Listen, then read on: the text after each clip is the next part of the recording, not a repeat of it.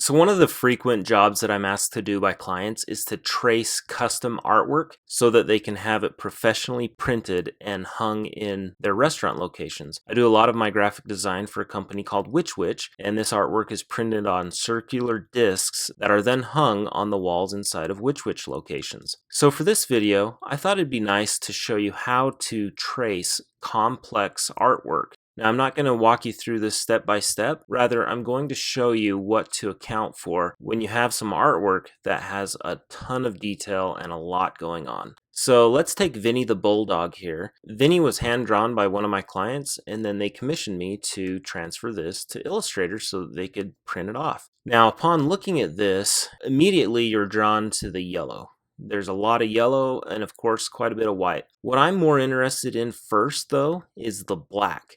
So you'll notice that the black is outlining Vinny. There's also a lot of black in the collar, as well as the lines that give the face and the body definition. And of course you have the nose and then these whisker spots here. So my first approach here would be to create an entirely black background. Now to do that, what I'd like to do is zoom in and then grab the pen tool, and really you can start placing anchor points anywhere. I personally like to start in a corner. It's easy to remember where I left off. But then you want to just start placing anchor points all the way around the perimeter of the object. Having such a nice defined outline for this artwork is very helpful. Now you're noticing that I'm kind of placing quite a few of these anchor points. You really don't need as many as I'm placing, but I'm going to show you how you can clear those out really quickly. Now I'm not going to go all the way around this in the interest of time, and basically I don't want to bore you to death.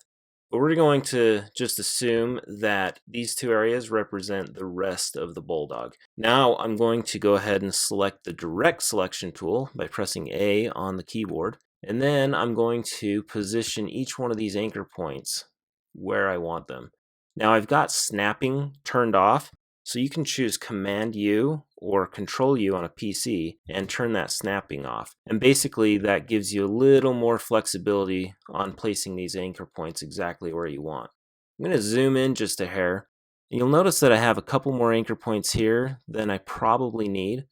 What we're going to do is convert all of these to a smooth anchor point. Now you'll notice that it messes things up pretty severely. That's all right. We're going to clean things up really quick. So I'm going to take a look at just one anchor point. So we'll just grab any one of these. I like to position my anchor points in a way where I can constrain the handles when necessary. So if I hold the Shift key down and grab a handle, I can constrain the movement on that to 45-degree angles. For this one, of course, I want it straight up and down. So I'm just going to drag that a little bit, and then I'm going to grab this top one, holding down the Shift key, and just bring it up a hair. Now you'll notice that I have a corner right here. I'm going to move this anchor point right on the corner. And then I'm going to take this anchor point and move it just over here. Now this corner, I want a little more definition, so I'm going to hold down the Alt key and grab this anchor point so that it can move freely. And then if I drag this out just so you can see it a little better, I can now move each anchor point independent of each other. So once I have a good angle there, I'm going to move it right back into place. I'm going to grab this one, and then we're going to hold down the Shift key and position it a little more like that. And then I'm just going to go through and get these anchor points just where I want them. Now, I don't want this little hook here on the outline, so I'm just going to make sure I don't use that. And we'll move this over just a hair with the arrow keys on the keyboard. And I can probably get away with losing one of these anchor points. So I'm just going to choose the minus key and then click that anchor point, and you'll notice that it's disappeared. Now this one, we're going to drop right into this corner right in place. And here we'd want to hold down the Alt key to position that as we would want to. For this anchor point, we're going to go ahead and lose this handle completely. Then I'm going to hold down the Shift key and bring this one out so I can constrain this handle to be flat. It's going to help with the definition there. And then I'm going to move these anchor points just a little bit. In fact, I could probably get rid of this one as well. The key to good tracing is to use as few anchor points as possible. And doing so gives you the smoothest paths in your artwork. This one, of course, we're going to hold down the Alt key and move that so we can make each handle independent of each other. And you'll notice that I've got a really good outline here for this tail. Now I've already gone ahead and traced this entire bulldog. I want to take a look at all of the different pieces that make up the bulldog, and then we'll see how they come together to form the finished product. So let's go ahead and turn the visibility off to this top layer, and then we'll enable the visibility to the actual bulldog.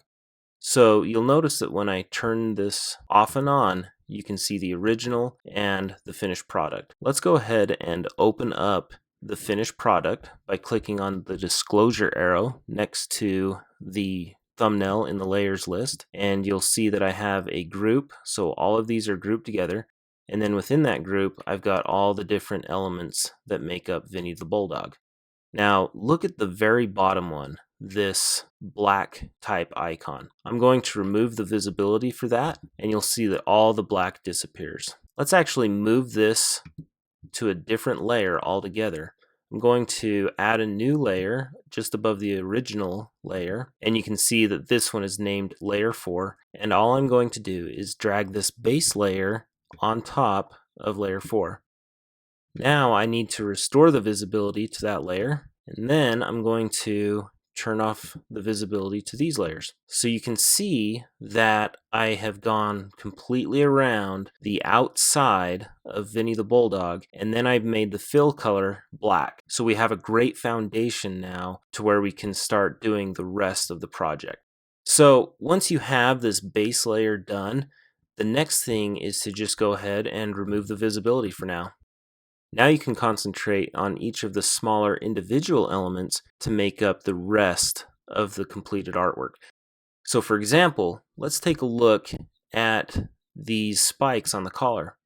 This is basically very simple. Select the pen tool again, our most trusted friend in Illustrator, and make 3 points, connecting all of them back to the original point. Grab your direct selection tool, and then make 2 of these smooth anchor points.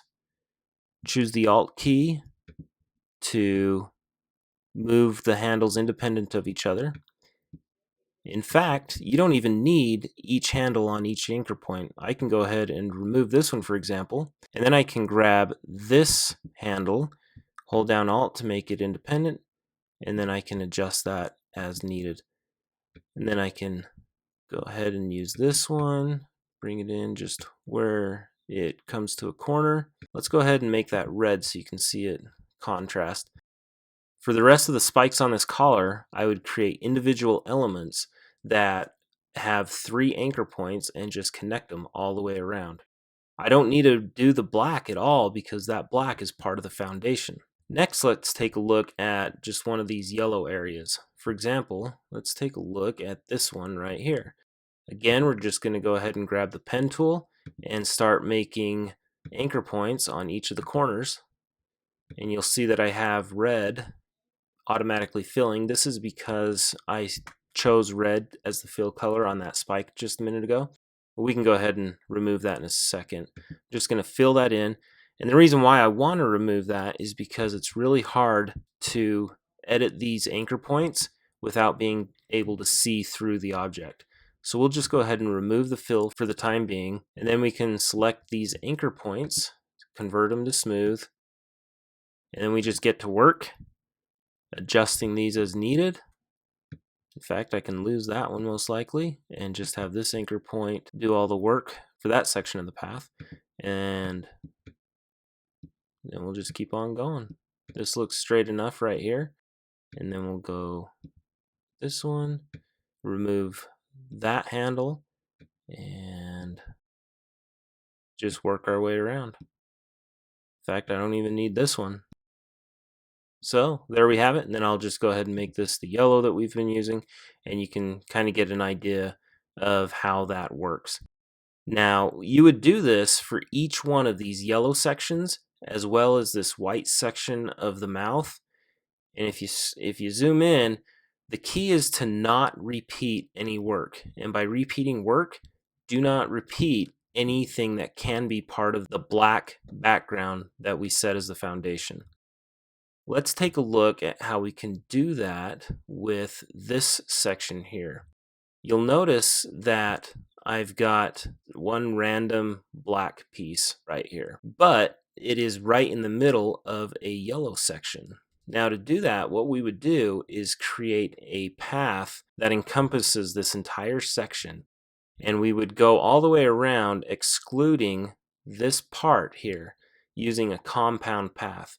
Let's make this top layer visible again, and we will find this section right here.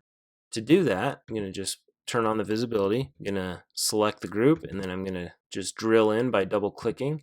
And now I've got this section selected. Now I'm going to double click and drill in one more time so that you can see I've got this path on its own. I'm going to back up in the group one more just so we can select it. And then if I choose Object, Compound Path, and Release, you'll notice that this filled in.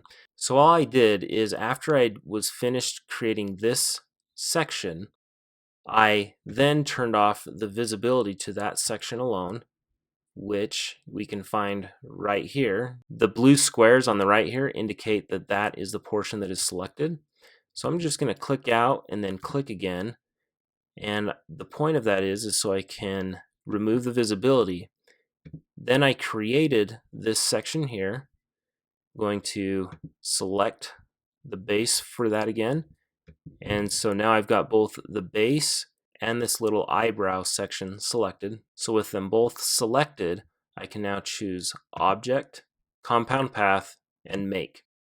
And that cuts that little portion out. So the advantage to this is I can adjust the color to this section, and I don't have to worry about selecting this independently and changing that to black or whatever my base foundation is going to be. So that is a major benefit of using compound paths so that you don't have to recreate artwork that is found on the base layer. So that is some pretty involved tracing, but when you break it down into all of the smaller elements, it really is fundamentally easy. You just have to know and pay close attention to how each of the elements stack up in the layers.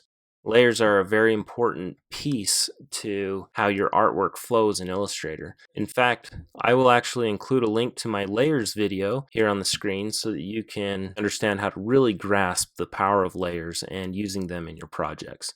So now that we have Vinny the Bulldog created, it's really just a matter of getting us back to where we want to be.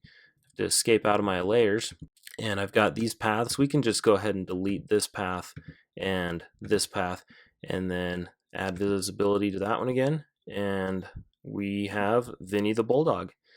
Again, just make sure that you break down each of your complex artwork into smaller pieces, and you'll be a rock star in Illustrator. Thanks for watching.